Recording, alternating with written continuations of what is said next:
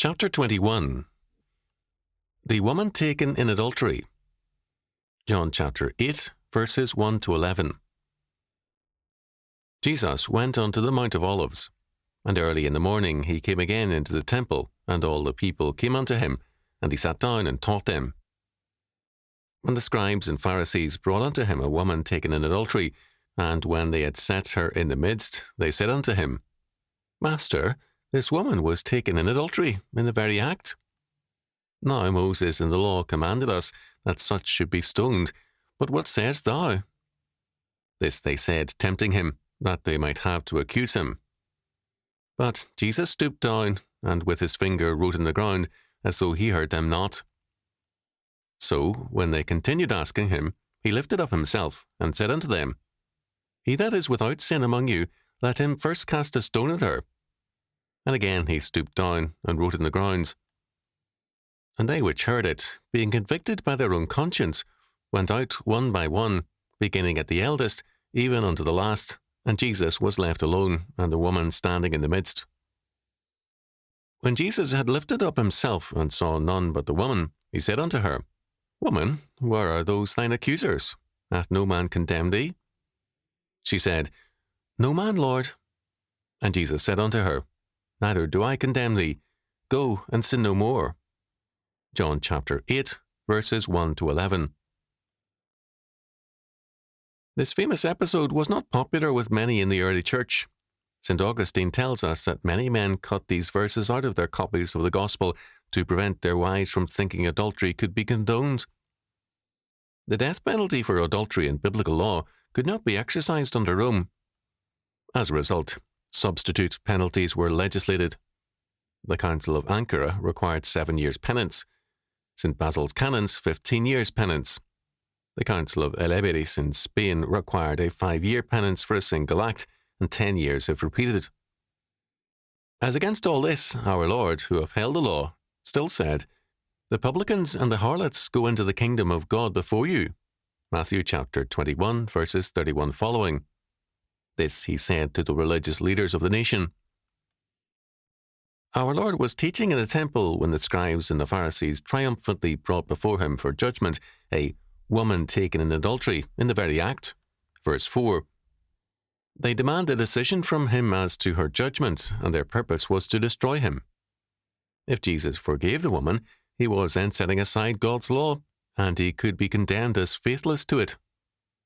If he demanded judgment in terms of it, then Jesus would run afoul of Roman law and popular opinion, which favoured laxity. This was a staged episode in order to destroy his credibility. Either answer meant trouble.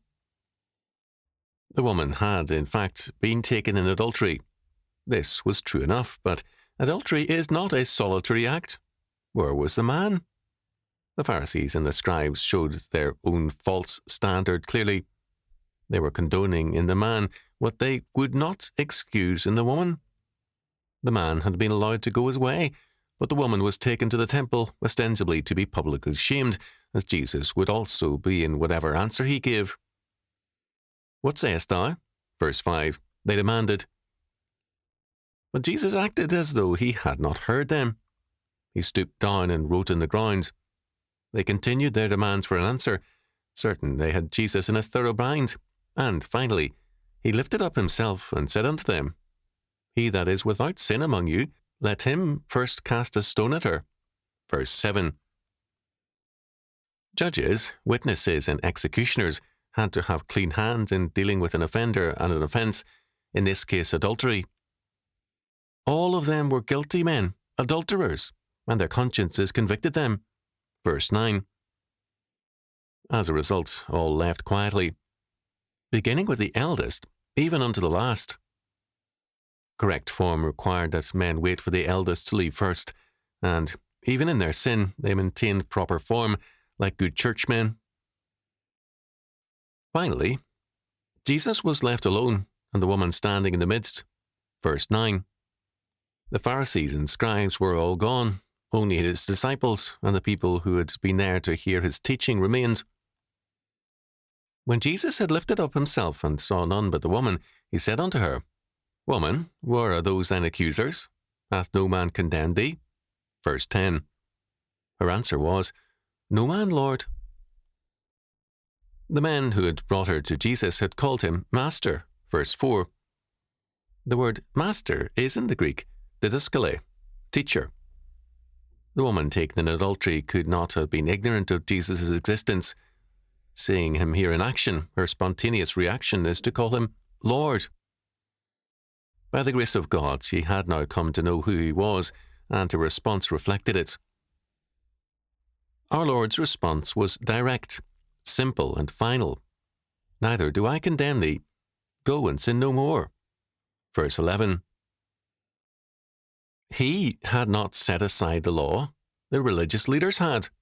The law cannot be used to commit sin, and the purpose of the scribes and Pharisees was thoroughly evil.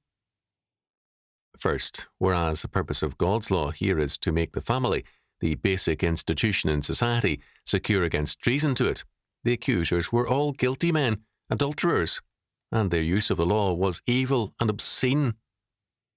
Moreover, they limited its application to the woman and allowed the man to go his way. Because a man has more authority in God's law, he also has greater responsibility and culpability. Our Lord himself declares, "For unto whomsoever much is given, of him shall be much required. And to whom men have committed much, of him they will ask the more." Luke chapter 12, verse 48. Men are always held more accountable by God because headship has been given to them. Their sins are thus more culpable in the sight of God. The Pharisees and scribes had a double standard that gave men permission for sexual sins, while severely denying them to women. This double standard is offensive to God, and it does incur God's judgment. Second, this double standard was revealed in their arrest of the woman and not the man, so that they thereby incurred for themselves a greater offence. They had used God's law to confirm their sinful order. It is a serious enough offence to break God's law, but even worse to use his law to further a sinful situation. There is a long history of the evil use by men of laws against adultery. The abuses have been done in the name of protecting the family. But since husbands are the head of their families, their sins are far more serious in God's sight. Third, God makes very clear that, when men will not obey him, he will not punish the sins of their wives and daughters, so that their families become free to sin as a judgment on their own apostasy and sin. We are told in Hosea chapter 4, verses 12 to 14. "My people ask counsel at their stocks, and their staff declareth unto them. For the spirit of whoredoms hath caused them to err, and they have gone a whoring from under their God. They sacrifice upon the tops of the mountains, and burn incense upon the hills, under oaks and poplars and elms, because the shadow thereof is good. Therefore your daughters shall commit whoredom, and your spouses shall commit adultery. I will not punish your daughters when they commit whoredom, nor your spouses when they commit adultery. For themselves are separated with whores, and they sacrifice with harlots. Therefore the people that doth not understand shall fall." Those who have authority must exemplify obedience to the law of God from their hearts and in all their being, or else God's judgment will in time turn against them rather than those under their authority. During most of history, men with power and authority have seen themselves as above the law, whereas God requires them, most of all, to obey it. For, unto whomsoever much is given, of him shall be much required. Luke chapter 12, verse 48. God's judgment in history shatters the centres of authority because they are the derelict ones of whom much is required. They have betrayed their trust, and therefore God condemns them. Well before the fall of Jerusalem and Judea, it was recognized that commonplace disobedience to the law had led God to abandon personal judgments. In AD 66 to 70, national judgment followed.